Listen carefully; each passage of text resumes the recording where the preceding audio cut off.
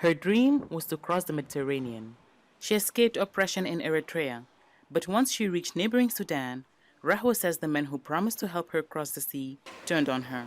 They held her captive and started demanding ransom from her family.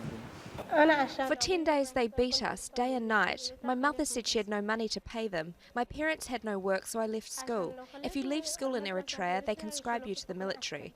I don't want to be part of the military, so I came to Sudan. I want to go to Canada.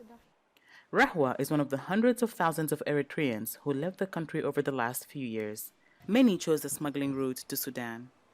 Johanna says she too was abused, in more ways than one. In the night they wake up and they say sleep with us. From all of 1, 2, 3 girls, and they say sleep with them. The girls, as well as dozens of other migrants, are kept in this center run by the Sudanese government refugee agency. Here, they tell their stories of abuse in Eritrea, where the UN says there is systemic, widespread, and gross human rights violations, so they can be considered as refugees. They strike deals with smugglers to bring them to Sudan or to take them through Sudan to Libya. 80% of those who come in are smuggled here. We get more than 230 Eritreans coming to us per month. The desperation of the migrants isn't the only thing that makes them easy prey for traffickers. The borders here are unclear. There is no way to be certain where one country ends and the other begins. Official crossing points between Sudan and Eritrea exist, but for the rest of the border, a patrol is needed. A joint force from the Sudanese military, police, and national security patrols the border. But covering a distance of more than 400 miles is not easy, and that's just the Sudan-Eritrea border.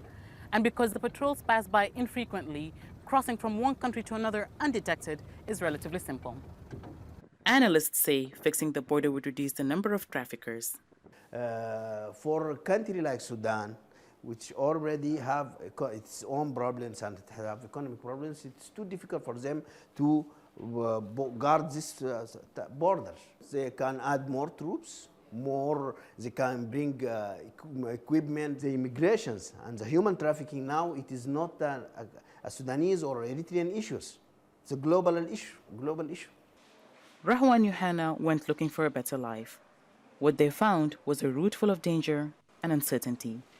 Hiba, Al Jazeera, Kassala, Sudan.